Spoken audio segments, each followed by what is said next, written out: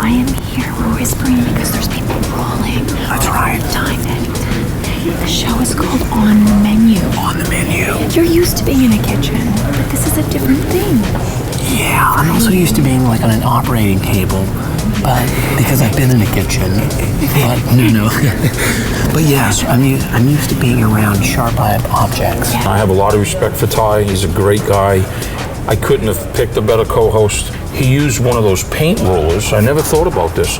He actually used a paint roller to spread the butter on like garlic bread. That's genius. And I mean, I don't know why it's taken me all these years to not get a paint roller. I like to think that he's learning a little bit more about food, just like I'm learning a little bit more about like painting. Yeah, and what like has he taught you? Are you banging crafty nails. now? Are you doing it yourself? I'm getting pretty crafty. This is like making dreams come true. I mean, these are home cooks who have a chance at not only winning thousands of dollars, but they also have a chance of like putting their dish on the menu, literally on the menu of some like really big restaurants. And so, but it's their art, it's their craft, it's their passion that gets them there.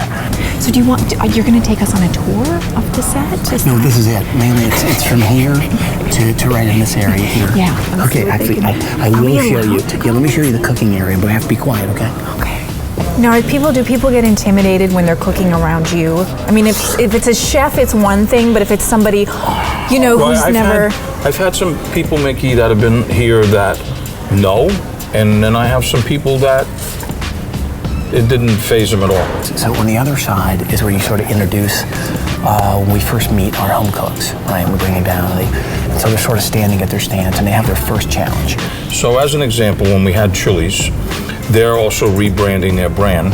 Obviously, they have over 1,500 locations, so that in itself is incredible to be able to have your dish go on the menu for that. This particular challenge was the contestants recognizing, understanding what Chili's was about, and then they brought out their guacamole with their chefs, and the contestants had to break that down and guess what ingredients was in their guacamole. And once they get to the big challenge, that's when these doors open up from in there, and then they get to work on these stations, which is like basically being like, hey, Emeril, you know, let me whip you up something. Exactly. So you've got your own refrigerator, they've got their own flat top, they've got their own ovens, all your utensils, tons of ingredients.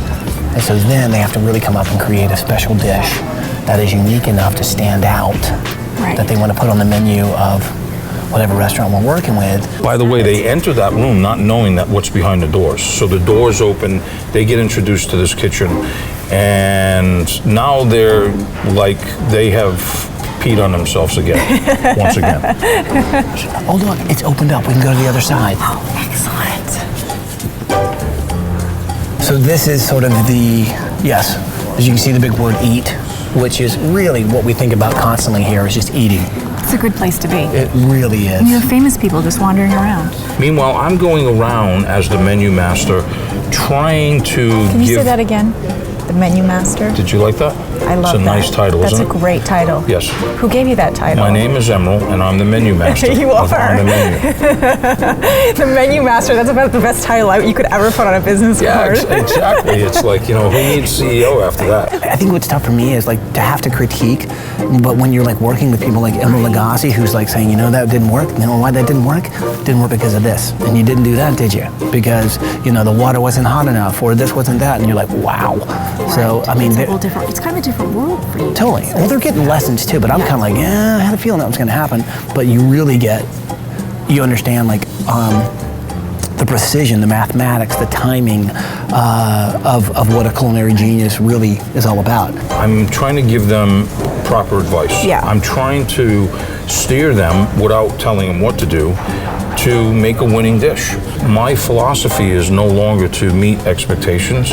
My philosophy is trying to succeed and really succeed expectations. It's one of those cooking shows that hasn't existed before because the viewers get to finally taste it. Exactly. I mean, I think that's what's really kind of unique is that people are like, by the way, tomorrow you can go taste this dish. It's amazing, and it really is.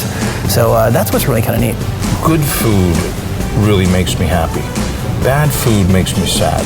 That's it. Yeah, it makes me really sad that there is still bad food around. Yeah. Unfortunately, there's some bad food. And it's probably because there's not a lot of passion.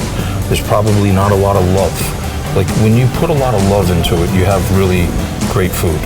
Let's move back in. Oh, look, we found light. See, this is how you know you're talking to a host.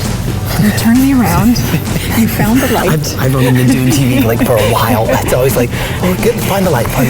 So each home cook gets their own station. They also get their on-the-menu cooking staff. So you get 2 helpers. So I know. Now, do you get stuff? Do I? Do you get helpers? I have a guy who brings me water, which is kind of like a helper. Yeah. They'll have to do 42 portions of food for the dining room. Okay. And then there are 42, 45 guests that are, as tomorrow will be, crazy Denny fans, okay?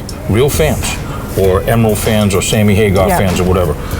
And the customer, the diner votes, and that vote gets tallied, and whoever has the lowest vote, that person gets eliminated.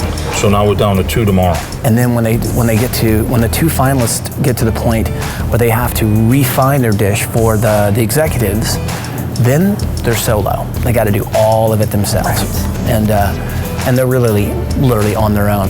And that's the cool part, because then they get really emotional too. I didn't realize how much emotion would go into this when you're like, come down and you've heard a bunch of people critique your food, and you're like, it reminded me of dirt, or something, or the vice versa, which is like, oh my God, I had 3 orgasms, and it's like. Do you have 2 ingredients that you like to throw together that's an odd combination, but you happen to like it? Well, potato works with a lot of things, and you can get very creative with a potato.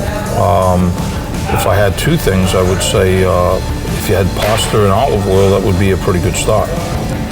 I think I sense a cooking lesson coming on. I do too. This is where Emil and I come to the bar. We get to taste the food first. So after they've been preparing before... I'd go to the bar first, and then everything would taste great. Trust me, after you taste a few of these dishes, you have to stay at the bar.